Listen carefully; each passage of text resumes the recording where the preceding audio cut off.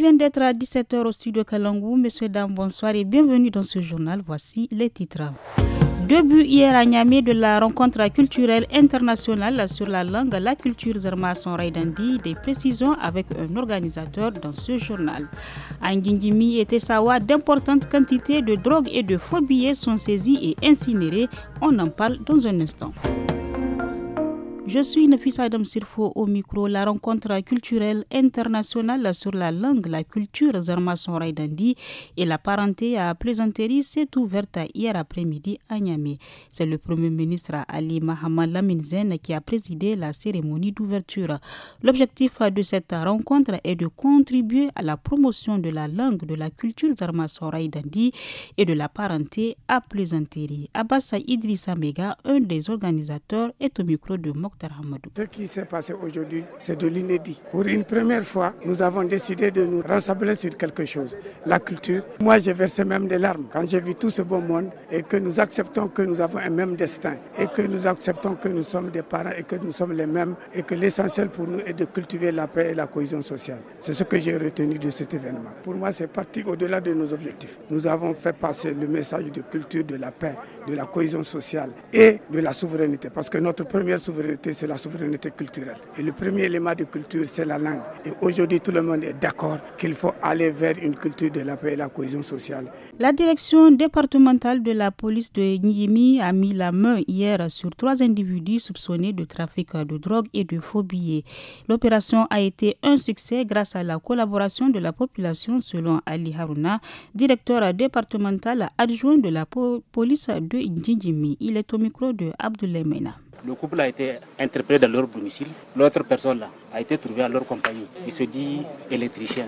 Mais dans sa poche, il a été découvert un cornet de chanvre indien. Donc ça, c'est suite à la minutieuse perquisition opérée à leur présence effective et constante que nous avons découvert cette drogue. Elle est composée comme suit: 105 boules de chanvre indien, 53 065 comprimés de tramadol 250 mg, 45 850 comprimés d'Exol, 2 faux billets de 10 000, 5 15 000 naira, 82 750 francs CFA et 500 francs tchadiens.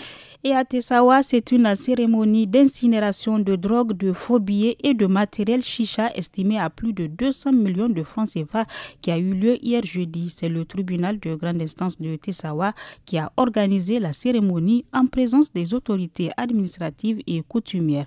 Bozari Halidou, procureur de la République délégué de Tessawa, est au micro de El Haj Moussa Saleh. Cette drogue est constituée en grande partie de la prégabaline, 1 432 000 comprimés d'une valeur estimée en francs CFA 286 400 000 francs. Il y a également du cannabis 2,67 kg. Il y a également des tramadol 1072. Il y a d'Exol 412 et des comprimés de diazépam, des faux billets de banque. C'est une fortune. Certainement aurait été injectée pour alimenter d'autres réseaux criminels.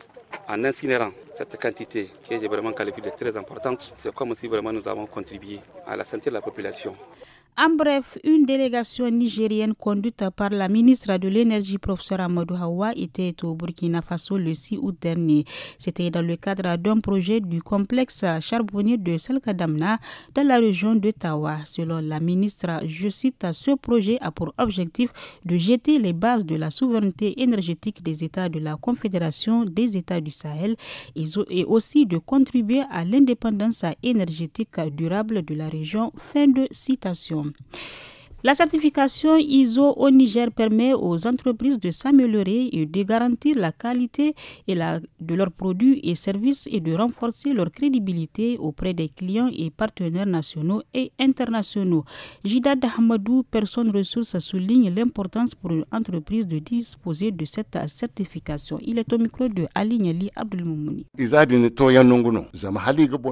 La certification ISO est une distinction honorifique parce qu'elle est attribuée par des spécialistes en hygiène et assainissement, appuyés par des professionnels du métier en question. C'est cette équipe d'experts qui contrôle l'entreprise et échange avec le promoteur sur non seulement la propriété des produits fabriqués dans l'entreprise, mais aussi celle de ses employés chargés de la fabrication. Les promoteurs peuvent aussi demander l'appui en conseil de ces experts au niveau du ministère du Commerce pour avoir cette certification, car elle vous garantit une confiance sur vos produits, surtout alimentaires.